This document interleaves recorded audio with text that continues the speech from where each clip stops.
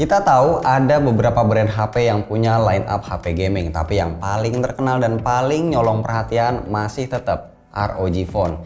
Dominasinya masih belum terpatahkan sampai sekarang. Untuk itu, gua akan ajak kalian buat unboxing ROG Phone terbaru. Nggak cuma HP-nya, tapi juga ada gamepad Kunai 3. Nah, yang nongol tahun ini adalah ROG Phone 5. Asus skip angka 4 karena udah jadi rahasia umum ya kalau angka 4 buat sebagian kalangan ini kurang membawa hoki. Di ROG Phone 5 ini Asus ngebawa tema desain dot matrix kayak yang ada di laptop ROG Zephyrus G14. Nuansa dot matrixnya udah kelihatan dari boxnya, ada banyak titik-titik di area depan dan samping boxnya, termasuk juga di logo mata ROG-nya. Tapi kalau ukuran boxnya sendiri standar aja. Ketika dibuka kita kayak ngelihat komik ya. Jujur gua nggak ngikutin dan nggak tahu ini siapa. Tapi ini ada tulisannya Akira. Mungkin ini adalah tokoh atau karakter yang mewakili ROG Phone ya. Untuk kesekian kalinya Asus ngasih SIM ejector dengan bentuk yang khas. Terus kita juga akan dapat casing bawaannya yang seksi kayak baju artis-artis Hollywood ya, pada ngablak jauh banget nih dari kesan syar'i. Terus juga ada secarik stiker terdiri dari beberapa stiker kecil yang keren-keren banget. Lanjut, ada satu benda kecil banget. Ini adalah karet cadangan buat penutup side port ya, buat jaga-jaga kalau misalnya copot atau hilang. Lanjut lagi ada braided cable USB-C dan sebuah benda yang saat ini amat sangat berharga yaitu charger. Size-nya agak gede dikit dan berat ya karena support daya up to 65 watt. Sekarang giliran gamepad Kunai 3. Boxnya kayak gini ya, gede. Isinya ada dua part. Yang pertama di kotak tipis ini ada casing berdesain ngablak juga, tapi yang ini sedikit lebih tebal.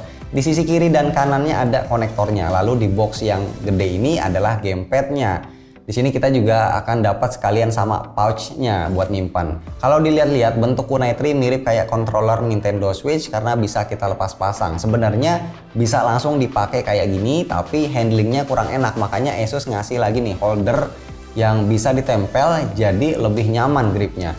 Atau kalau mau ditempelin langsung ke HP-nya juga bisa ya, tinggal copot aja dari cangkangnya terus pasangin ke HP-nya. Cara kerja Kunai 3 ini bisa pakai kabel USB-C dicolok ke HP-nya atau bisa juga pakai Bluetooth jadi wireless. Oke, sekarang mari kita bahas HP-nya. ROG Phone 5 adalah HP yang bongsor, bahkan ukuran layarnya ini lebih gede dari ROG Phone 3. Kalau ibarat judul film Warkop, makin gede makin asik. Ya memang begitu ya, namanya juga buat main game. Pakai layar lebih gede pastinya lebih puas. Untuk keempat kalinya Asus masih setia dengan grand design ROG Phone. Sedikit perubahan yang mereka lakukan adalah dengan meminimalisir aksen garis-garis tegas yang ada di backdoor HP. Makanya backdoor ROG Phone 5 ini lebih kalem, lebih bersih, tapi tetap terasa nuansa HP gamingnya. Pusat perhatiannya masih tetap ada di logo mata yang kali ini berdesain dot pixel biar nggak sepi-sepi banget. Asus ngasih tulisan juga di sini ya, ada angka 05 dan keterangan established 2006.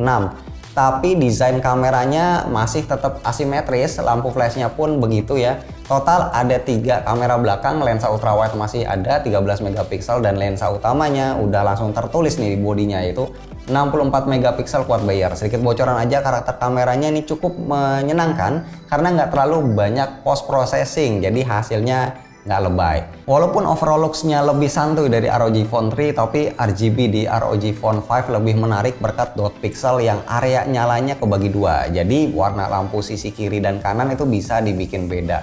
Desain layar di HP ini juga masih sama kayak sebelumnya, masih ada jidat sama dagunya buat jadi tempat pegangan. Speakernya udah pasti stereo DTS-X. Jack audio alhamdulillah masih ada, side port juga ada, dan tombol ultrasonic air trigger juga masih ada, sama posisinya.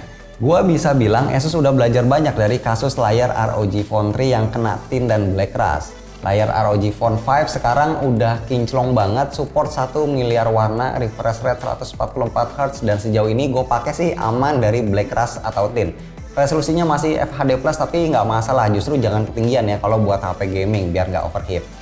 Secara ini chipsetnya pakai Snapdragon 888 yang terkenal liar dan gampang panasan. Menarik buat dicoba lebih lanjut, bakal overheat juga kah di ROG Phone 5 ini?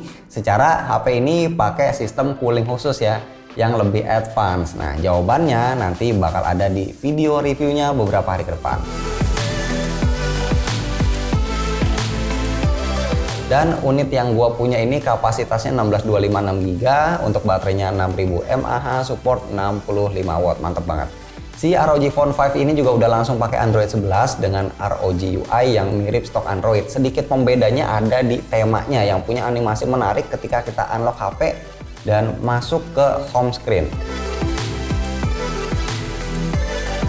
Gak ketinggalan, pastinya juga ada aplikasi Armoury Crate yang jadi andalan di HP ini. Fungsinya buat ngatur macam-macam kayak CPU, GPU, RAM, fan, lampu RGB, air trigger, dan lain-lain. Kita juga bisa lihat rekomendasi game-game yang support 120Hz ke atas dan game yang support gamepad di aplikasi ini. Buat penutup, gua mau infoin kalau ROG Phone 5 ini bakal dijual di Indonesia. So, kalian stay tune aja buat dapetin info soal tanggal rilisnya dan juga harga resminya.